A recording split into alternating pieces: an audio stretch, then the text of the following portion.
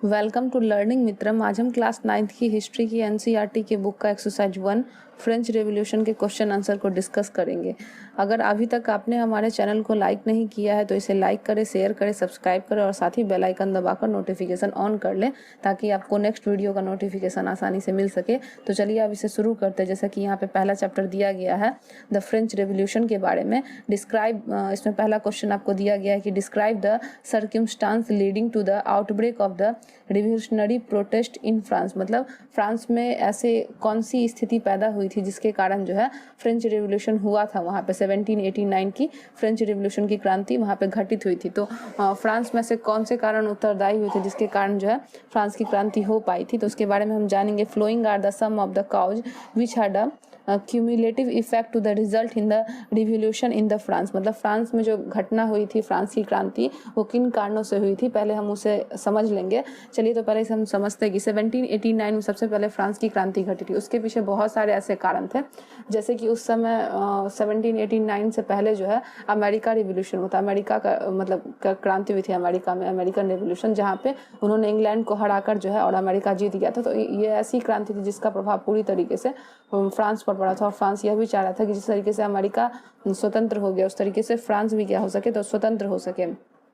फिर उसके बाद जो है फ्रांस की जो स्थिति थी, मतलब वहाँ पे जो भी कार्य होते थे, जो भी वर्क होता था, वो बर्थ पर आधारित हुआ करता था। इसमें जो है फ्रांस को 3 भागों में बांटा गया था आपको। उसके बाद जो है यहाँ पे फर्स्ट स्टेज, सेकंड स्टेज और उसके बाद जो है थर्ड स्टेट आते थे। मतलब 3 भागों में बटा होता है, जिसमें फर्स्ट और सेकंड स्टेट के लोगों को जो है बहुत ज़्यादा मतलब अधिकार दिया गया था। उनके पास ही पैसा और उनके पास ही सारी शक्तियाँ होती थी। उसके बाद जो है राजा लुई 16 जिसका नाम था, वो बहुत ही दुराचारी राजा था। वो जनता के प्रति मतलब बिल्कुल भी सजग नहीं था, बिल्कुल भी ध्यान नहीं देता, वो केवल अपना ही फायदा देखता था। उसकी एक पत्नी थी मेरी एंटोने, केवल मतलब वो क्या करते थे, किसानों से बहुत ज़्यादा टैक्स वसूल कर जो है केवल अपने फायदे के ऊपर ध्यान दिया करते थे। इसी कारण बहुत सारे ऐसे क्रांति की घटना मतलब संभव हो पाई थी, जिसके कारण जो है फ्रांस की जनता नहीं चाहती थी कि लुई 16 जो है वो राजा बन सके। अब इसलिए उन्होंने क्या किया, 1789 में मतलब ऐसी घटना हुई जिसके कारण जो है फ्रेंच रिवोल्यूशन जो है आरंभ हो गया और लुई 16 को जो है फांसी पे लटका दिया गया और जो है यहीं से जो है लुई 16 निरंकुश राजा का अंत कर दिया गया और फ्रांस में जो है फ्रेंच रिवोल्यूशन के साथ ही जो है डेमोक्रेसी जो है वो आ चुका था। अब चलिए हम यहाँ पे जानेंगे। तो हमने समझा कि फ्रेंच रिवोल्यूशन के बारे में क्या क्या था और इसके अंतर्गत जो भी मेन पॉइंट दिए गए उसे समझेंगे। The war with the Britain of an independent America, this war led to be mounting डेब्ट on the French monarchy, this is a necessitated imposition of a new taxes on the public. यहाँ पे जब घटना घटी थी अमेरिकी revolution की, वहाँ पे जो भी मतलब इंग्लैंड के लोग थे वो अमेरिका से युद्ध कर रहे थे उस समय। तो अमेरिका के पास बहुत सारी ऐसी स्थिति पैदा हुई जिसके कारण उन लोगों ने इंग्लैंड को वहाँ से भगा दिया और जीत गए थे वे अमेरिकी रेवोल्यूशन में। तो इसका प्रभाव पूरी तरीके से फ्रांस पे पड़ा। और जब यह घटना हुई थी तो वहाँ के अमेरिका की घटना के बाद जो है फ्रांस में लोगों से टैक्स काफ़ी ज़्यादा वसूल किया जाने लगा था। मतलब हाई टैक्स जो है वो वसूल किए जाते थे, जिसमें कि फार्मर और उसके अलावा लेबर वगैरह जो आते थे, मतलब हद से ज़्यादा उन पे कर का बोझ लाद दिया गया था। और कभी भी अगर फ्लड वगैरह आ जाए या कोई भी ऐसी घटना घट जाए, मतलब नेचुरल डिजास्टर, तो किसी भी तरीके से उन्हें टैक्स जो है वो माफ़ नहीं किया जाता था, उनसे टैक्स जो है वो लिया ही जाता था। तो ये ऐसे कारण थे अमेरिकी रेवोल्यूशन के कारण जिसका जो पूरा प्रभाव है वो फ्रेंच रेवोल्यूशन पे पड़ा था। उसके बाद सेकंड पॉइंट है privilege based on birth. People got privilege as position based on their lineage and not on their merit. This led to be a resentment among common people। मतलब जो भी काम होते थे वो बर्थ पर आधारित थे। मतलब राजा और राजा का जो आदमी सब होता था, लुई 16 का आदमी सब, उनको ही मतलब ऊंचे ऊंचे पोस्ट दिए गए थे और जो मतलब नीचे वर्ग के लोग आते थे थर्ड स्टेट में, उनको किसी भी तरीके से कोई अधिकार नहीं दिया गया था। तो ये सब ऐसे कारण थे जिसके कारण जनता में राजा के प्रति नफरत पैदा हो गई थी और वो चाह रहे थे कि किसी भी तरीके से जो है लुई 16 को हटा दिया जाए और यहाँ पे जो है मतलब राजा की सत्ता का अंत करके जो है आपको लोकतंत्र ला दिया जाए। मतलब सब इसी प्रयास में लगे हुए थे। उसके बाद थर्ड है consensus of the power among of the privileged people belonging to the first and second state had all the power and money. Masses were at the mercy of this privileged classes. मतलब वहाँ के जो लोग थे उनको 3 भागों में बांट दिया गया था। पहला आता था फर्स्ट स्टेट, उसको बोलते थे फर्स्ट स्टेट, उसके बाद आता था सेकेंड स्टेट, और तब जाकर जो है तीसरा था थर्ड स्टेट। मतलब इस तीनों भाग में जो है फ्रांस की सत्ता बटी हुई थी, जिसमें फर्स्ट स्टेट और सेकंड स्टेट के लोगों को काफ़ी ज़्यादा महत्व प्रदान किया गया था। उनको काफ़ी ज़्यादा ध्यान दिया जाता था, उन पर बहुत सारे पोस्ट भी दिए गए थे, और पैसा का जो साधन था वो टैक्स था। मतलब थर्ड स्टेट के लोगों से जो है बहुत ज़्यादा कर भी वसूला जाता था। तो इसी कारण जो है फ्रांस की जनता भी यह देखी भी रही थी कि फर्स्ट और सेकेंड स्टेट के लोगों को ज़्यादा अधिकार दिया गया। जो चर्च के पादरी होते थे वो ज़्यादा से ज़्यादा जो है आम जनता से कर लिया करते थे, और मतलब जनता जो है वो किसी भी तरीके से उनको डरा धमका कर जो उनसे ज़्यादा कर वसूला जाता था, राजा केवल अपने फ़ायदे के लिए इसे इस्तेमाल करता था। उसके बाद है subsistence crisis. Rising population and less grain production result in the demand supply gap to the bread, which was the staple diet. Waste did not keep pace with the rising peace. It was becoming difficult for people. यहाँ पे एक कारण और क्या था कि उस समय बहुत ज़्यादा फ्रांस में ठंड पड़ रही थी 1789 के समय, और ठंड के समय जो है वहाँ पे गेहूँ उगाना थोड़ा सा मुश्किल हो गया था। मतलब ऐसा इसलिए हुआ था क्योंकि जनता से इतना ज़्यादा टैक्स वसूला जा रहा था उस समय, जिसके कारण जो है जनता टैक्स देने में ही लगी हुई थी, और किसान को भी बहुत ज़्यादा टैक्स देने पड़ते थे। इस कारण उन्होंने मतलब जो खेती की थी वो वहाँ के पॉपुलेशन के हिसाब से बहुत कम थी। इसके कारण जो लुई 16वां था उसने ब्रेड के दामों में बहुत ज़्यादा मतलब बढ़ोतरी कर दी, और उसमें दाम जो है उसके काफ़ी ज़्यादा बढ़ा दिएगा। मतलब एक छोटा सा चीज़ जो कि ब्रेड लोगों के पेट भरने के काम आता था, लोग उसको भी खरीद नहीं पा रहे थे। तो आप इस अंदाज से सोच सकते हैं कि फ्रांस की स्थिति कितनी ज़्यादा ख़राब रही होगी कि लोगों को एक रोटी तक नसीब नहीं हो पा रही थी। इसके कारण लोगों में और भी ज़्यादा राजा के प्रति जो वो नफरत पैदा हो गया था, क्योंकि लोग भूखे मर रहे थे और वे नहीं चाहते थे कि कोई भी ऐसा देश उन्होंने नहीं देखा जहाँ पे लोगों को भूखे मरना पड़ा था, एक रोटी के लिए तरसना पड़ा था, एक ब्रेड के लिए। तो इसीलिए वहाँ के लोगों ने क्या किया, लुई 16वां के विरुद्ध जो है विरोध करना शुरू किया 1789 में, और यही फ्रेंच रेवोल्यूशन के नाम से भी जानी गई। Growing middle class. Because of the increased overseas trade, a new classes emerged. This class was a wealthy not because birth of the, because it is ability to the utilize opportunity. People of the middle classes started raising their voice for an end of the privilege based of the लीगेंस। इसमें क्या था कि growing middle class में कि अब जितने भी मध्यम वर्ग के लोग थे वो उन लोगों ने आवाज़ उठाना शुरू कर दिया गया, क्योंकि राजा जो है यानी कि लुई 16वां वो सारे पोस्ट सेकंड क्लास और फर्स्ट क्लास के लोगों को देता था, फर्स्ट स्टेट और सेकंड स्टेट के लोगों को। थर्ड स्टेट के लोगों पे बिल्कुल भी ध्यान नहीं दिया जाता था।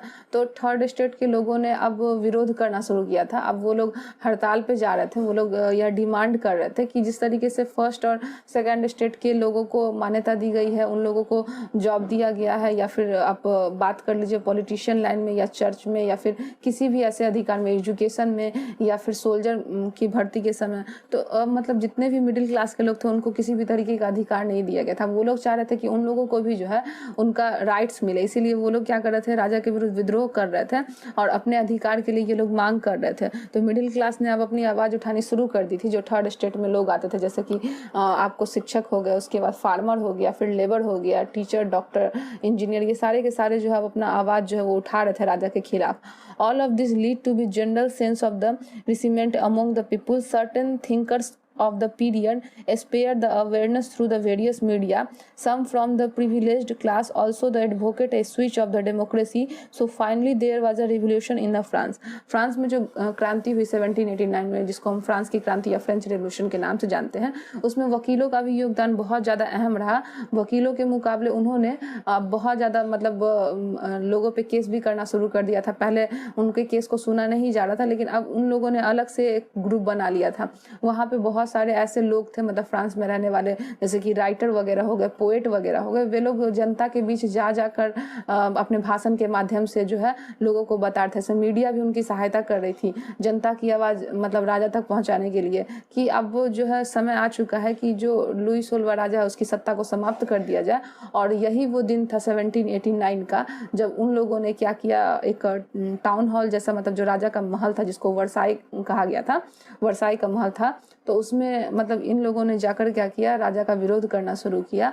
और मतलब जितने भी उनके संबंधित रिलेटिव थे उनको आज़ाद करवा लिया गया, जेल वगैरह तोड़कर, और राजा को जो है उसी का एक हथियार था जिसका नाम था बुलेटिन। आप लोग पढ़ेंगे जब चैप्टर में आपने पढ़ा होगा या सुना होगा, तो बुलेटिन पे ही लुई 16 को मतलब सूली पर लटका दिया गया, उन्हें फांसी की सजा दे दी गई और उसकी पत्नी को जेल में डाल दिया गया। तो इस तरीके से फ्रेंच रेवोल्यूशन जो है वो पूरी तरीके से समाप्त हुआ और तब जाकर जो मतलब यहाँ पे फ्रांस में जो राजा की सत्ता थी वो समाप्त हो गई और लोकतांत्रिक व्यवस्था को ला दिया गया, मतलब डेमोक्रेटिक सोसाइटी जो है अब आने लगी थी फ्रांस में। तो ये बहुत सारे हमने कारण के बारे में जाना जिसके कारण जो है फ्रेंच रेवोल्यूशन 1789 में हुआ था।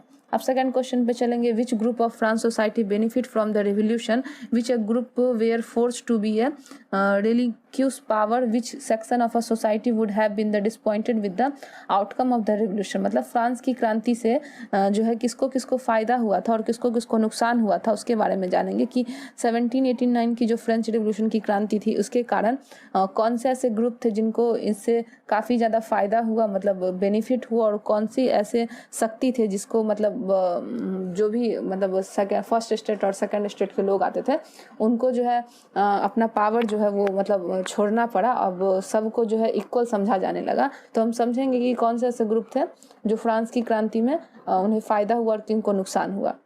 peasant and the artisan of the French society benefit from the revolution and मतलब इसमें जो है जो थर्ड स्टेट में लोग आते थे जिसमें कि पीजेंट और आर्टिशियन सब जो थे, जैसे कि किसान हो गया, लेबर हो गया, उसके अलावा राइटर, फिर आपको फार्मर और टीचर, डॉक्टर, इन सब लोगों को काफ़ी ज़्यादा इस रेवोल्यूशन से फ़ायदा हुआ। और clergy, nobles and the church had a रेलिक्यून्स पावर, मतलब अपनी शक्ति जो है किन किन लोगों को त्यागनी पड़ी, तो चर्च का जो अधिकारी हुआ करता था जिसको पादरी बोलते थे, और उसके बाद noble and the church of the relinquished power. उस समय फ्रांस में चर्च को बहुत ज़्यादा मतलब शक्ति प्रदान की गई थी। चर्च के माध्यम से जो पादरी होते थे वो जनता से कर वसूला करते थे। तो फ्रेंच रेवोल्यूशन के बाद जो है क्लेगरी, नोबल और चर्च के जो भी अधिकार थे उनकी शक्ति समाप्त कर दी गई, चर्च की भी शक्ति को छीन लिया गया। अब जो है चर्च सबसे शक्तिशाली जो है वो नहीं था, मतलब यहाँ पे जो है लोगों के बीच अब समानता का अधिकार था, इक्वलिटी का अधिकार था। कोई भी बड़े या छोटे लोग नहीं हुआ करते थे, यहाँ पे सभी को समान रूप से देखा जाने लगा था। It is the obvious that those who had a forgo power and the privilege would have been the disappointed people from the first and the second state must have been disappointed a lot। मतलब इसमें जो भी मतलब first और second state के लोग थे उनको काफ़ी ज़्यादा निराशा हासिल हुई, वे डिसपॉइंटेड हो गए क्योंकि उनकी जो भी शक्ति थी वो इस रेवोल्यूशन के ख़त्म होने के बाद जो है छिन गई। और यहाँ पे जो है जो थर्ड स्टेट में लोग आते थे उनको जो है अब सब कुछ में अधिकार दिया जाने लगा, एजुकेशन में, पॉलिटिशियन में और सोसाइटी में, मतलब सब अब उसको समान रूप से अधिकार दिया जाने लगा। अब जो है डेमोक्रेटिक कंट्री बनाया जाने लगा फ्रांस को कि यहाँ पे जो मतलब राजा का चुनाव होगा वो वोटिंग डालकर होगा। तो अब जो है काफ़ी ज़्यादा जो थर्ड स्टेट के लोग थे उनको मान्यता दी जाने लगी, जो भी उनकी स्थिति थी अब उसमें सुधार किया जाने लगा, जो भी सिचुएशन था ज़्यादा टैक्स लेने का उन सबको समाप्त कर दिया गया। तो इससे डिसपॉइंटेड कौन लोग हुए, जो फर्स्ट और सेकेंड स्टेट में आते थे, क्लेगरी, नोबल्स और चर्च के जो अधिकारी हुआ करते थे। और फायदा किसको हुआ, तो पीजेंट एंड द आर्टिशियन को हुआ, मतलब फर्स्ट थर्ड स्टेट में जो लोग आते थे उनको इनसे काफ़ी ज़्यादा फायदा हुआ। थर्ड क्वेश्चन को देखेंगे। Describe the legacy of the French Revolution for the people of the world during to the 19th and the 20th century। मतलब आपसे पूछा जा रहा है कि आप बताइए कि 19 और 20 सेंचुरी मतलब 20वीं और 19वीं और 20वीं शताब्दी में यहाँ पे लोगों को मतलब क्या हासिल हुआ। जैसे कि 1789 में आपको फ्रेंच रेवोल्यूशन हुआ, तो इसके बाद जो है 19 और 20 सेंचुरी के लोगों को इससे काफ़ी ज़्यादा जो फ़ायदा हुआ उसके बारे में हमें बताना है। तो हमने अभी तक जाना तो हमें यही समझ में आया कि 1789 के फ्रेंच रेवोल्यूशन से जो है 19 और 20 सेंचुरी के लोगों को एक तो डेमोक्रेसी का फ़ायदा मिला, मतलब लोकतंत्र आ जाने का, और साथ ही साथ जो है यहाँ पे बहुत सारे ऐसी सामान्य जनता थी जिन्होंने राजा के विरुद्ध विद्रोह किया था गलत चीज़ों के लिए, तो इनसे भी काफ़ी ज़्यादा लोगों को फ़ायदा हुआ, जिसमें कि इसका मतलब परिणाम जो है, इसका रिजल्ट जो है हमें भारत के भी इंडिपेंडेंट में देखने को मिलता है। और जो आप इसके मतलब अभी जो क्वेश्चन पढ़ेंगे उसमें आप जानेंगे नेपोलियन बोनापार्ट के बारे में कि उसने क्या किया। यह क्रांति फ्रेंच रेवोल्यूशन से शुरू हुई डेमोक्रेटिक बनाने की और पूरे यूरोप में फैलाने का काम जो है नेपोलियन बोनापार्ट ने आरंभ कर दिया था। अब हम इसमें जानेंगे कि क्या क्या इसके अंदर गत आता, तो चलिए समझते हैं। The idea of the liberty and the democratic right were the most important and legacy of the French revolution. मतलब एक ऐसा आइडिया मिला लोगों को 19 और 20 सेंचुरी के लोगों को कि लिबर्टी और डेमोक्रेसी जैसे राइट जो है अब लोगों के हक में थे। मतलब उनका ये अधिकार बन गया था कि हम अपने अधिकार के लिए अब लड़ सकते हैं। तो फ्रेंच रेवोल्यूशन से लोगों को यह हासिल हुआ और this spread from the France and the rest of the European during the 19th century. 19th century तक आते आते पूरे यूरोप में जो है एक लहर दौड़ गई थी कि हमारे यहाँ जो है राजतंत्र को समाप्त कर दिया जाए और लोकतंत्र की जो है वो स्थापना कर दी जाए। तो इस तरह से बहुत सारे ऐसे कारण थे जिसके कारण जो है फ्रेंच रेवोल्यूशन से वो अच्छी अच्छी बातें निकल कर हमारे सामने आई। Where feudal system were was the एबोलिश्ड।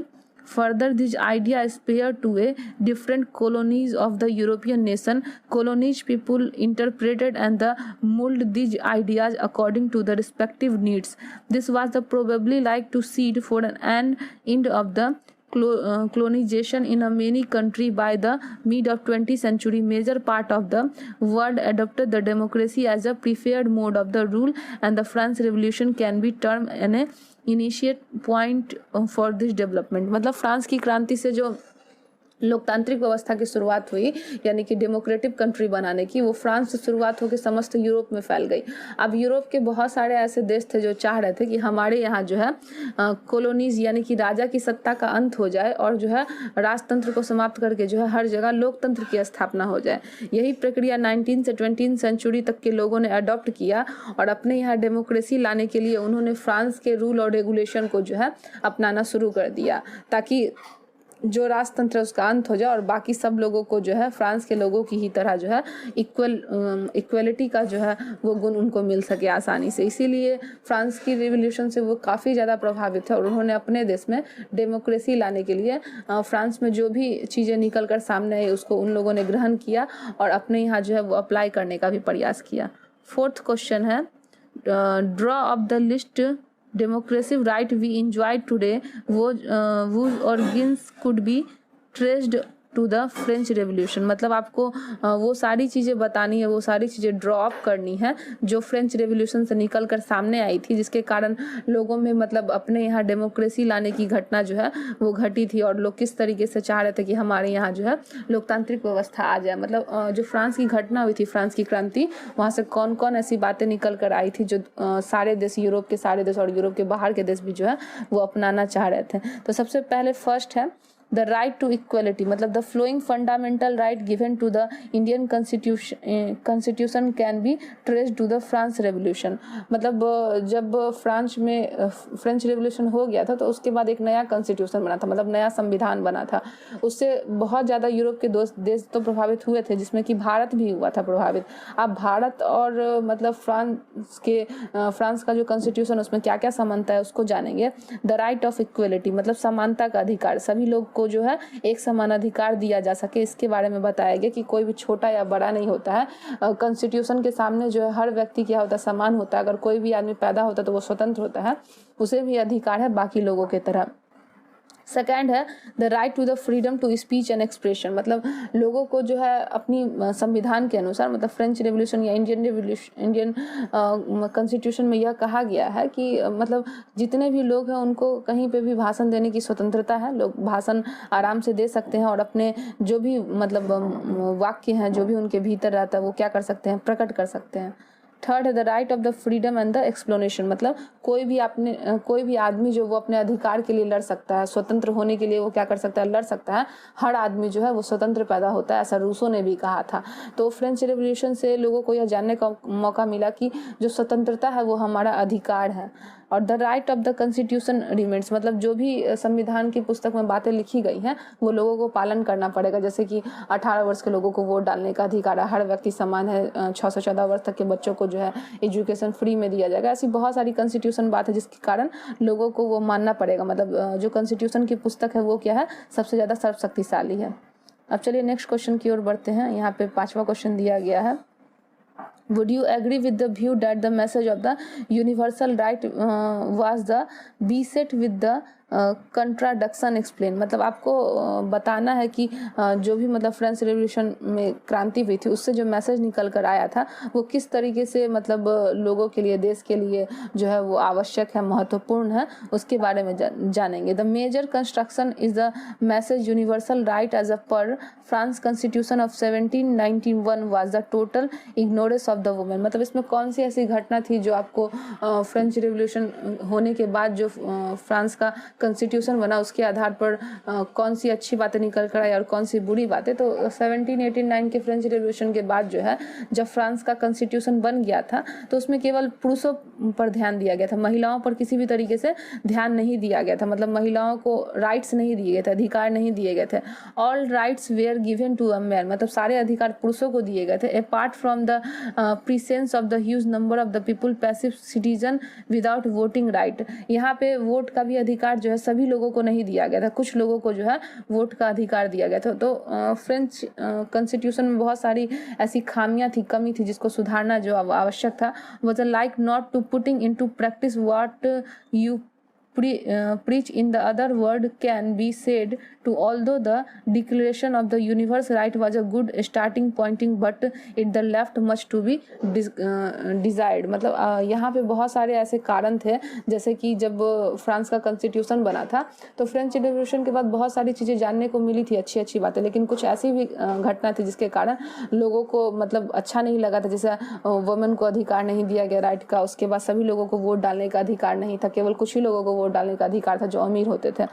तो अभी भी बहुत सारी खामियां थी फ्रेंच रेवोल्यूशन में जिसको सुधारना जो है वो आवश्यक था। तभी जो है मतलब एक अच्छा जो कारण है वो बन पाता फ्रेंच रेवोल्यूशन से, जब सभी लोगों को सब कुछ समान रूप से दिया जाता। बाद में इसमें सुधार किया गया था और फिर से जो है फ्रेंच कॉन्स्टिट्यूशन में सुधार करके वुमेन को भी अधिकार दिया गया था बाद में। 6 नंबर क्वेश्चन है, how would you explain the rise of the Napoleon? Napoleon के बारे में बताना है कि नेपोलियन का उत्थान कैसे हुआ, मतलब नेपोलियन का विकास कैसे हुआ, नेपोलियन ने क्या किया। तो after France become a republican in 1792 in the under ruler Robespierre gave the more privilege to the wealthier section of the society. Further, he was a sort of the autocrat himself. This led to the design terror of the following many years. After Robespierre, the rule came and in the directory was the form to the avoid concentration of a power. One individual member of the directory often the fought among themselves, leading to total chaos, and the polity established the create a polity vacuum in a France. This is a was to conductive situation, and Napoleon Bonaparte took the resign of the power as a military director. हम जानेंगे Napoleon Bonaparte के बारे में। 1791 में जब France का constitution बन गया था तो 1792 तक धीरे धीरे इसमें बहुत सारे सुधार भी होने लगे थे। अब नेपोलियन जो है वो मतलब चाह रहा था कि कैसे कि जिस तरीके से फ्रांस में डेमोक्रेटिक व्यवस्था आ गई उस तरीके से उसका एक प्रण था कि वो क्या करे, पूरे जगह जो है वो मतलब डेमोक्रेटिक सोसाइटी की स्थापना कर सके। इसलिए उसने मिलिट्री पद को त्याग दिया। मिलिट्री पद में जो नेपोलियन बोनापार्ट था वो हेड था, तो उसने अपने पद को त्याग दिया और उसके बाद उसने यह प्रण लिया कि 1796 में जो है वो क्या कर सके, तो पूरी तरह से जो है मतलब फ्रांस में डेमोक्रेटिक सोसाइटी को ला सके। उसने इसके लिए बहुत सारा प्रयास किया। 1804 में जो है नेपोलियन बोनापार्ट खुद राजा बन गया था मिलिट्री छोड़ने के बाद, और उसने क्या किया, सबसे पहले जितने भी मतलब यूरोप के पड़ोसी देश थे उस पर विजय करना शुरू किया, मतलब उसको जीतना शुरू किया।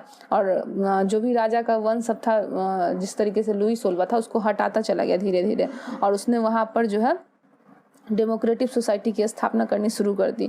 उसने बहुत सारे कानून बनाए थे। उसने जब वह राजा था फ्रांस का तो उसने दशमलव प्रणाली मतलब डेसिमल प्रणाली को लाया। उसके बाद फिर नापतोल की एक पद्धति थी उसको भी उसने लाया।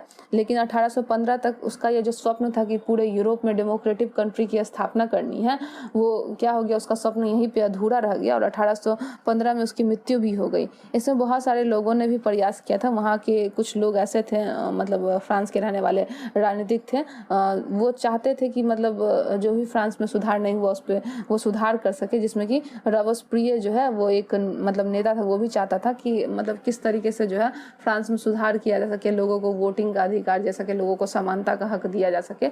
और धीरे धीरे जो है मतलब आप देखेंगे जब आपने चैप्टर पढ़ा होगा तो नेपोलियन का जो स्वप्न था वो अधूरा तो रह ही गया, साथ ही उसके बाद जो 1815 में नेपोलियन के मरने के बाद वापस से मुसोलिनी के कारण जो है यहाँ पे राजतंत्र आ जाता है और जो भी लोकतंत्र था उसको वहाँ पे रोक दिया जाता है और प्रयास किया जाता है कि मतलब राजतंत्र को मतलब फिर किस तरीके से स्थापित किया जा सके। ये सब आगे की घटना है जो हम जब नेक्स्ट चैप्टर पढ़ेंगे तो उसे हम डिस्कस करेंगे। तो चलिए अब जो यह वीडियो है हम यहीं इसे समाप्त करते हैं। अगर आपको यह वीडियो अच्छा लगा हो तो आप इसे लाइक करें, शेयर करें, कमेंट करें, सब्सक्राइब करें और साथ ही बेल आइकन दबाकर नोटिफिकेशन ऑन भी कर लें। इसे अपने दोस्तों में अधिक से अधिक शेयर करें। मिलते हैं अपने